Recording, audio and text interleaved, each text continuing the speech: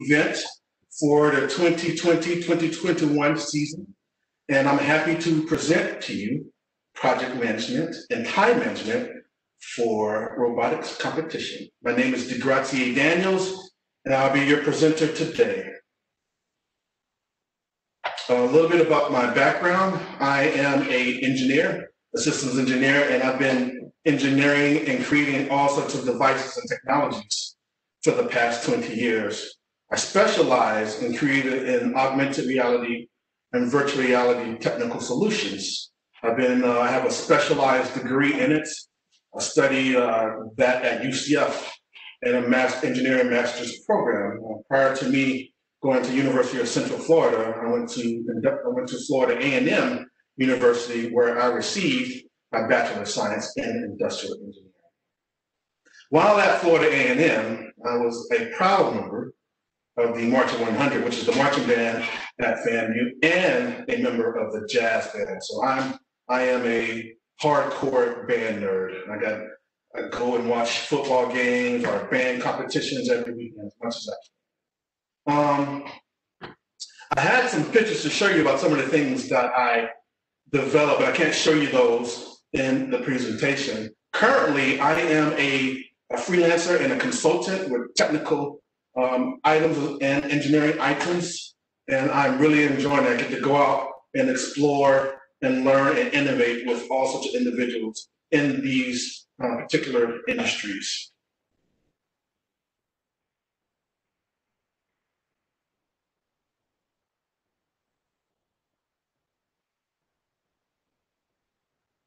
So what I have prepared for you today is an intro and overview, and I've already gone over my background, and then we'll go through the content that I have prepared, and then at the end, we'll do a Q&A, okay?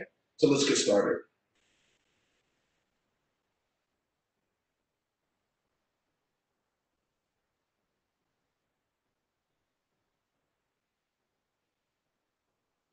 So in project management and in development lifecycle, there are a couple of ways that project managers, a couple of techniques that project managers use to develop projects.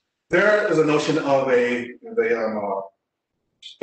waterfall model and an agile model. And I'll give you an example, and I'll go through those. Waterfall model, you go through each phase of the development process one time. You start out with the design. You start out with the development. You start out with the prototype. Then you go into delivery, and then you go into maintenance. You go through all those iterations just once. We call that waterfall project management style, and it's typically for items that are well known. A more experienced team will probably utilize a waterfall method because they know exactly what they want to do and exactly how to do it. The other methodology is called an agile methodology, where it allows for multiple iterations of the development. So you'll start off with a prototype or a concept. You go through development, then you test it, and then at the end of it, you make refinements, you make changes to design based on what you've learned. And you go through the process again. And you do that about 4 or 5 times. And this allows for discovery through the development processes. So the teams will take either waterfall, probably more advanced teams, and an agile, which is where you iterate through various methods, various development cycles of the project.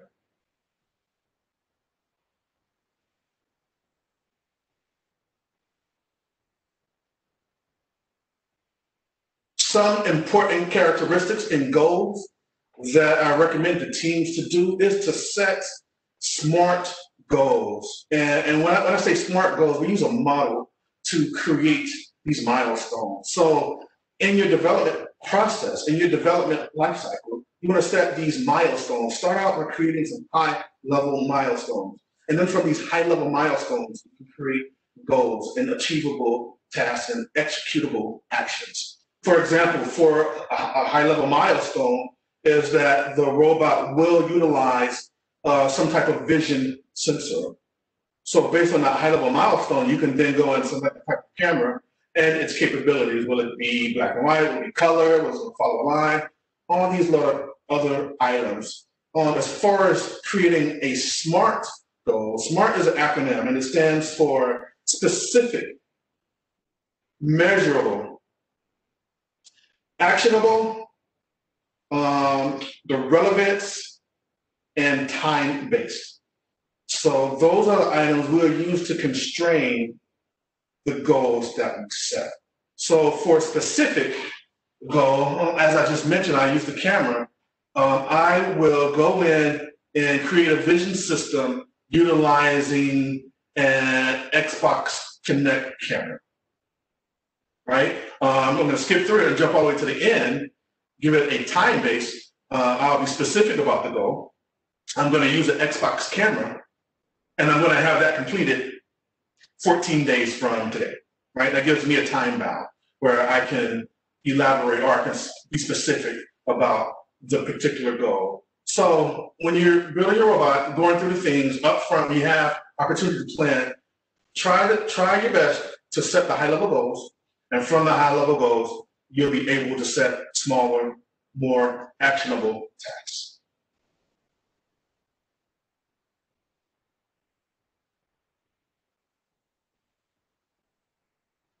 So what are some of these things that you set for goals? What are some of these elements?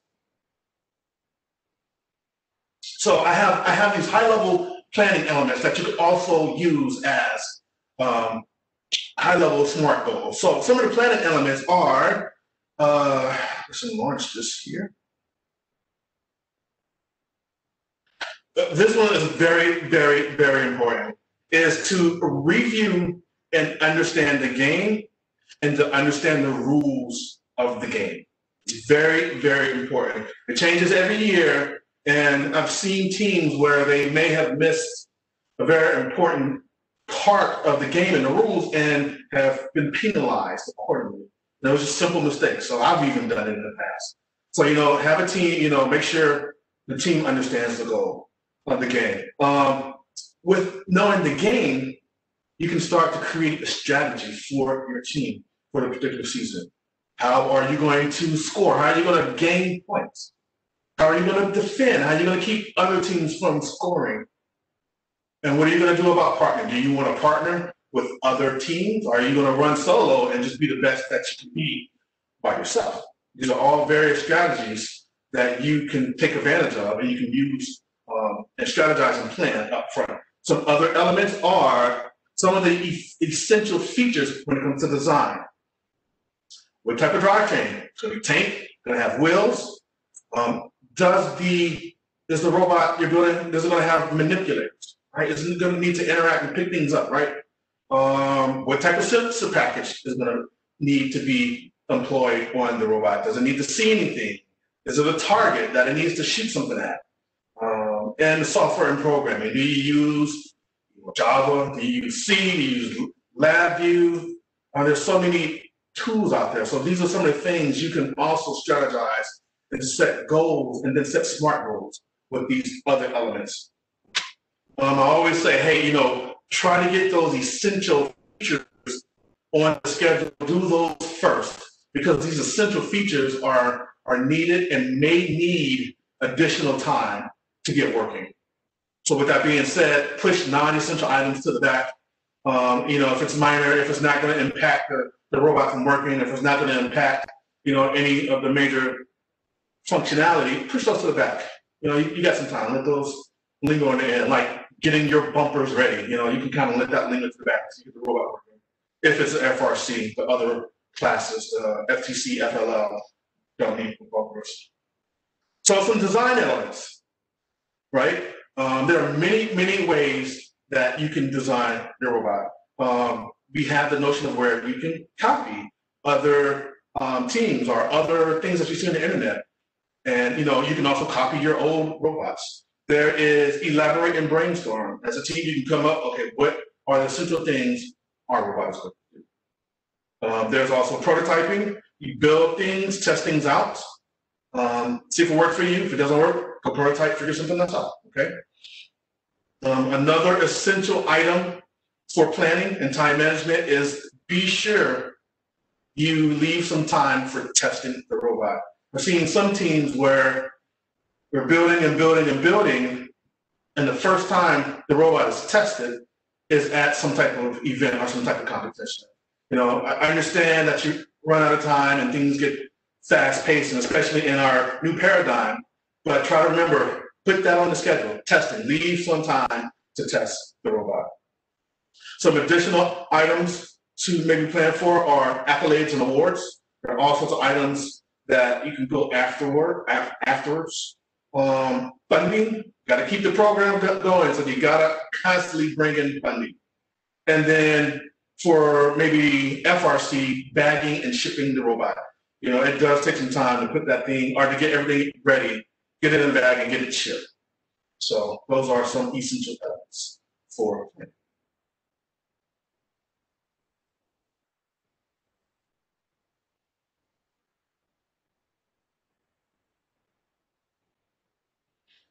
Okay, this one's, I'm going over the iron triangle. Again, you can't see this, so I'm gonna go really quick because I really need the diagram to help. With the iron triangle, it's just a high level notion of how project managers manage particular efforts. We are manipulating three things. We're manipulating our resources. We're manipulating the schedule, the time, and then we're manipulating the quality, the scope, how complex it will be.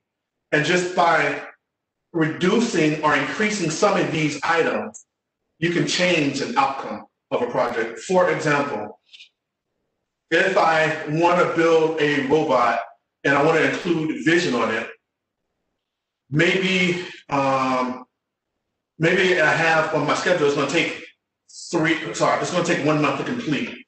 However, I don't have enough people to do that. Say I only have one person as opposed to 3 people who can work on that effort. So we spread thin, as we always are spread thin. So what I would do to manipulate my project management iron triangle, I would probably say, okay, as opposed to taking a month to develop the vision for the robot, I would say give it 2 months. You know, I will add time to that particular effort, thereby manipulating that effort, giving that one person time to work on that effort. Iron triangle. Okay, some things to remember on competition day. Grind, grind, grind. Don't stop, have fun. Keep those in mind. There's some other elements to keep in mind on competition day is to unpack, unbox, unbag your robot wherever you're at. You got to go to your area, get your assigned area, get there and get your robot situated, configured, and ready to go. Also, you'll need to unload your tools and your equipment and set up your area. For FRC, I know some people come with some very elaborate booths. FLL and FTC, I know you get your tables ready. With getting your booths going, you want to potentially identify your maintenance team, the individuals who are going to drive the robot, and which sessions, and always, always, always safety first. Identify your safety captain, give him the badge, and let the safety captain go to work. And it may rotate, you know, all those positions may rotate. You know, the driver, maybe a driver team in the morning, driver team in the afternoon, and then driver team later in the afternoon. Could be different teams. It doesn't have to be the same team all the time. You have an opportunity to break that up. While at the competition, day of competition, you have the opportunity to network. Start to partner and strategize with other teams. You're paying attention to other robots and see if their capabilities complement your robot. Feel free to ask for help and advice. One thing I really enjoy about First Robotics is the amount of advice and the wealth of knowledge teams have and the willingness to share it. It's such a great environment and paradigm to be in. So, you know, feel free to help out. Feel free to ask for help if you get stuck. You know, ask the team next to you. And if you can, you know, someone comes to you and if you can help them out, please help them out. Share your tools, help them out if you can. If you don't have something, go ask for it. Someone may have it. And I think on competition day, there are machine shops that also help with robots. So, ask around if you need a tool, if you need something special. And as far as networking, there's always team marketing. I don't know if you have, some teams will prepare literature and pass them out. We'll go around, here's what our robot does. Here's our capabilities, and this is what we're looking for when it comes to our partners. So if you have time, if you have the extra resources, create some team marketing resources and pass those around, and spread the word about your robot. Get people signed up to your social medias, and you're spreading the word to these teams even before the competition. Okay, and documentation, as I was going into social media, photography, and videography. It's great to have that stuff at the end of a competition season. You can go back and then share that with your friends and family and on your social media.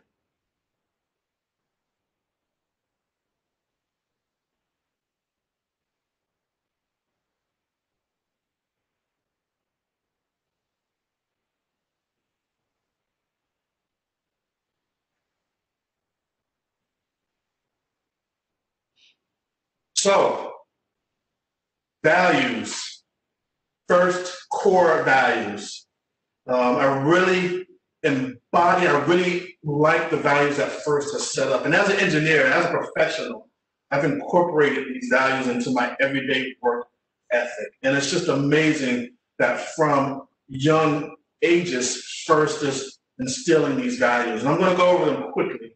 So first core values, gracious professionalism and co-opetition through core values. I really like that co-opetition. It's really a key phrase that I share in all other aspects of my life. And people are like, what was that word you used? That when you're working together but y'all competing, it's like co-opetition. Dope word. Love it. Discovery. Explore new skills and ideas. In FIRST Robotics, there's an opportunity to learn, discover, and innovate and come up with new ideas that end right. It's a great paradigm for that. Innovation.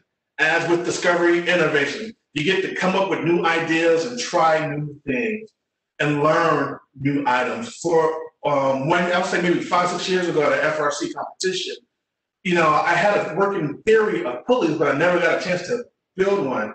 And on the spot, we innovated and created this new and creative solution with a pulley system for the robot that year. Again, it was something that we innovated. We came up with a solution on the spot. Really fun, really fun. So, absolutely, innovation. Then impact. The impact that FIRST Robotics has had on our community in helping our children and adults learn these various technologies has been amazing. Not only has FIRST Robotics itself been impactful, the students, the individual students and coaches and mentors have personally impacted the lives of others. And that's really amazing that FIRST Robotics, through FIRST Robotics, we're able to do all these other amazing things. Inclusion, FIRST Robotics, I remember going to the World Championship in St. Louis many years ago. I saw so many people from around the world, and my mind was blown. Thousands of people packed into the stadium, and then they had all these various clubs from various nations. Here in America, we have so many teams. Right here in Atlanta, there's so many teams from Atlanta, so many different schools. So inclusion, FIRST is always trying to increase, and it's always been inclusive. Really amazing that this is a core value FIRST. Teamwork. Can't do anything without teamwork, and FIRST Robotics is encouraged.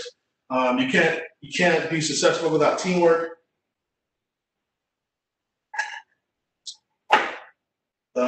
To be successful in these environments, we can't do everything by ourselves. So we are dependent on our teamwork, and FIRST encourages teamwork through the building of these complex machines that are all robots. And fun. I always mention, have fun. This is serious. Building these robots, but it's also an opportunity to have fun. Be sure you're having fun and enjoying it. If it becomes too serious, take a step back, go back also take a step outside, but remember to have fun. It's all about having fun while doing these cool and amazing things. So those are some values, some first core values. Let's see.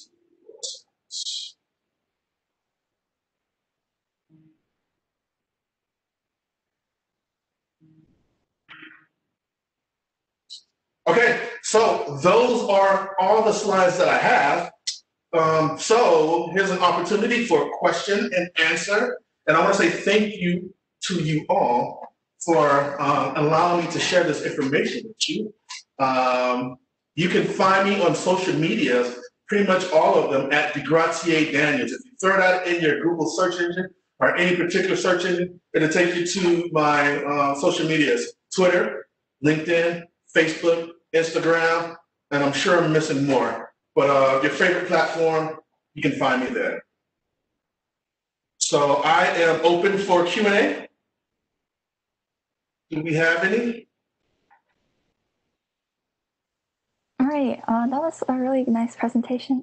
Thank you so much. Do you have suggestions for online websites or apps to help you set goals or schedule? Yes. So I use a project management tool called Asana, A-S-A-N-A. And it's a really amazing tool because you can quickly type out high-level thoughts into a list, and it will start building a chart, a table, a board for you. I also like Asana because you can view it in many different ways. Some project management tools use Gantt charts. Some project management tools use boards, such as Trello. But Asana has combined all these various views for project management tools, and you can pick the way you want it to look. It's also free to use, and Asana is very open where you can either use the app, you can download the app, you can use the web browser, you can have Asana send you text messages, or you can have Asana send you emails. It pretty much sends you the information the way you want it, and it allows you to customize how you want it to look. Asana is my #1 choice, and it's what I use on my personal projects. A second tool is called Trello, Trello. I use this for certain clients. They prefer that one, so I just worked in a paradigm, and it's a board type format. So it has a board, it has a calendar. You can add plugins to expand it to have other functionality. But Asana has all that stuff built into it. Also in Asana, it has like Twitter-like capability where you can put hashtags, and then you can tag people in it, and they'll get the threads and the information, and then they'll go to the people who are associated with that particular task or item. So Asana is my recommendation if you're looking for a tool to use. All right, thank you for answering that. Our next question, how can you ensure that everyone on the team has enough work to do, but at the same time, not too much work? This is a tough question. I get this question a lot. How do you ensure everyone has enough work to do? This is very important, that the communications. And what I typically do as a project manager, I set up team meetings where we discuss project status and what individuals are doing. And that may be a little too much for First Robotics team, but the important part is communication with the people doing the tasks and the team leadership.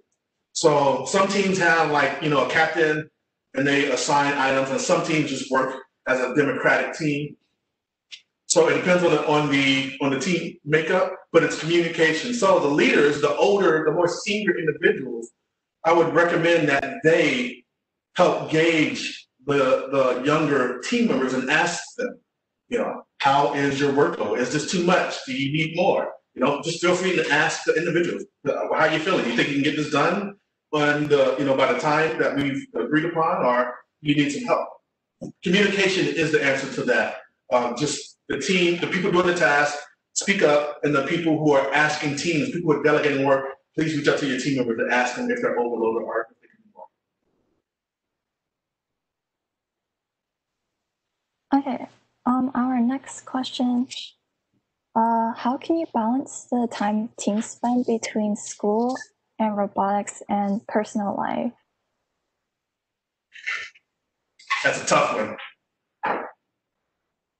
That's also a tough one. Balancing these things. So I have to say the individuals who are in school today have a lot going on. So not only are you in school, you have to get your work done, and you may be in band, or you may be in some other extracurricular activity, and you're doing robotics, and you got all this other stuff going on with your friends and family outside of school. It is very hard. It is a lot of things competing for your time. How do you balance it is very hard to answer that question. The way I do it for myself and what I recommend other individuals is I set time constraints for projects. I typically allow myself 2 hours for various items. So I am a musician. I am a model, a 3D modeler. I am a project manager. So when I'm working on music, developing new production on new music, I give myself a 2 hour time limit. We'll spend these 2 hours, I'm gonna work on that, then I'm moving on to something else.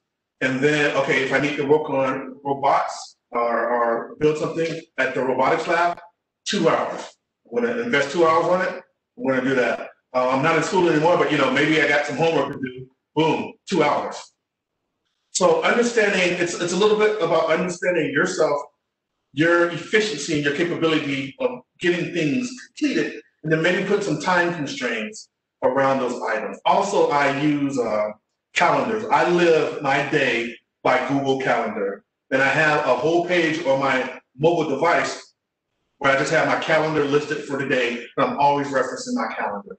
So, if you can, write out the things you need to get done for that day, program them into a calendar, and then give yourself time constraints on those efforts so you can get all of them done for that particular day. I hope that helps. Yeah, Google Calendar is a really great tool. Our next question, where can you ask other teams for help or simply to connect with other teams during the season? I don't know the answer to that question. I know there were first robotic portals on their website. I haven't been to it in a while, so I'm not familiar with it. But I used to just go back to the first website, and it would list a lot of the teams in the area. And I think there is a board that has where you can reach out to other teams and post questions. I know I've done that in the past. Katie, do you know any? Does that ring a bell to you? No, sorry. I don't Okay, yeah, I know there's traditionally been a board. So check there. I have to get back and verify that one. Good question. Alrighty, next, how can you accurately estimate team task completion due dates? Oh, that's a tough question. All these questions are great and really tough. So estimating time and on how to do things comes from being familiar with the event.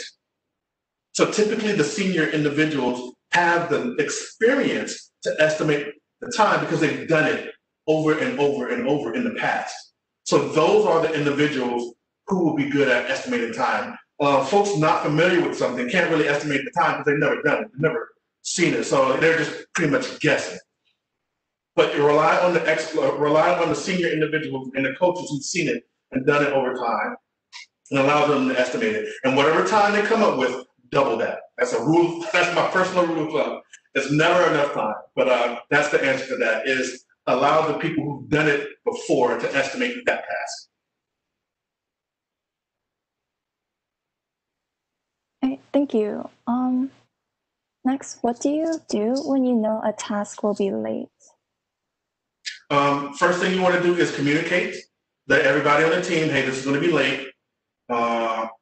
If you need help, if it's something that you can't get past because you may not have the right tool or you don't understand a particular module, immediately go get that help. Ask for help. Don't let it linger and wait till the last minute. Get help as needed. And then if it's going to be late, if the team needs to reprioritize, if they need to adjust something on the schedule or the plan, maybe it's a critical capability and it's going to impact the robot being completed. And if it's going to be late, maybe you need to change the scope and remove that particular capability, that task. If it's proven to be too difficult, and if there's enough time on the schedule, you can completely pivot. But the number one thing to do is to communicate that it's going to be late, have the team leadership come up with a plan, and to pivot if you have time in the schedule. Another thing that we do as project managers is we do a risk analysis up front. This is probably a little too much for some of the teams, but we'll talk up front and say, hey, if this doesn't work, we already have a contingency plan in place. So maybe for some critical things up front when you're planning, you may have like some of the critical items, you come up with an alternative, a contingency plan if you can't figure it out. So those are some items you can do if something's going to be late.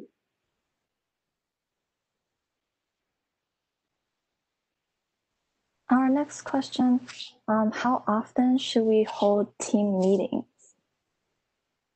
This is how often should you hold team meetings? It depends on the team. Some teams can only make it out once a week. Some individuals can make it out every day. I know various teams have different schedules, so it'll be based on your team makeup on what your schedule should be. In my opinion, ideally, if you can get to that robot and work on it every day, that'd be great. Maybe there's some type of rotation where, team A, team B, team C, they hit the robot, they go to the robot once a week. And, they go once a week on 3 different days. That means you got some various teams working on the robot 3 days a week. Some individuals have conflicting items, right? Maybe they got to go to the music lesson or band practice on Tuesdays and Thursdays, so they can only make it out once. So it depends on the team's makeup, the team schedule, the availability of the space. Maybe you only have access to the space 2 times a week on the weekends. So that's going to dictate some of those items or how often the team will meet. But ideally, if your team can meet every day, go for it every day. So my teams, we would meet every day from after school from 3 to 7 every day. Everybody, it wasn't everyone there, but someone was there every day. So it depends. Ideally, every day. Alrighty. I think we have time for a few more questions before we end. So, maybe 2 more. Anyway, how can you improve your team's efficiency? How can one improve the team's efficiency? There are a couple of ways to go about it. The very first way is that to maybe poll the team and ask them, what does the individual want to do? What is the individual skilled at? And have that individual work on that particular thing that they're skilled at and that they're fast and knowledgeable of. So that right there will have the individuals doing something they can do really fast. That will help with the efficiency. Also, as I mentioned earlier, set goals, set realistic goals and SMART goals. I know sometimes we can go down rabbit holes trying to get something to work because we're really, really passionate about it and we really want to see it to work. But no, there's a time where, okay, this is taking too time and we need to stop that immediately and go on to something else. Typically in project management and executing projects, folks will get into the notion of making it perfect, and that's where they'll spend a lot of time. Good enough really does work. If it's good enough, you can stop there and then refine it later. So, just get something working. It doesn't need to be beautiful, doesn't need to be polished. Good enough is also will help you improve your efficiency, where you get the thing working and then you move on to the next task so you complete all your tasks. And then at the end, you can refine things that you want to improve. So those are some suggestions I have for increasing efficiency. Okay, and very last question. Do you think a way of billing the team's work time is important? Can you say that again? Do you think a way of tracking the team's work time is important? I personally think it's important because people who are providing funding typically ask for metrics. These are things that you have accomplished. And being able to provide how much time the team has put into a robot will indicate how much funding or how that funding is being used. And you can create all sorts of other estimates based on it. You can start doing some schedule performance index and cost performance index, all this analytical tools we use to measure projects. But for the individuals and the stakeholders, having that tracking, having that amount of time you put into the project will help them understand, okay, this team is really, really working hard. Also, with collecting the time, when you go back and look at the information, you can reuse that information for estimating. This was a question earlier. So having that project data on how long it took you to do something, document it, well, you can go back and look at it and use it for the next project and say, well, it took us 4 weeks to do the drivetrain last time. So we're going to assume it's going to be 4 weeks, or I'm going to increase that by 25% and say, hey, it's going to take us 5 weeks. So absolutely, I think it's a good idea to track that information. However, it may be time consuming, and it's one of those non-essential items that, that can be pushed to the fringes. If you got time and resources to do it, I recommend do it. But, if you have a smaller team, it might not be as important. All right. Thank you for your awesome answers to all of our questions. Thank you so much. This was fun. So as we wrap up our session, just a reminder to all of our attendees that you can enter your next session by going to the Georgia First Symposium page through the email that you received from Eventbrite. I'd like to go ahead and thank our presenter, Mr. Daniels, and thank you to all attendees for coming here. Hope you enjoy your next session, which should be starting at 3:45. Yes, if anyone wants to reach me, feel free to email me. My email address is daniels81@hotmail.com. That's DANIELS81@hotmail.com. I also will tap it in the chat. All right, thank you, everyone. I enjoyed this, and you all have a good day. Enjoy the rest of your session.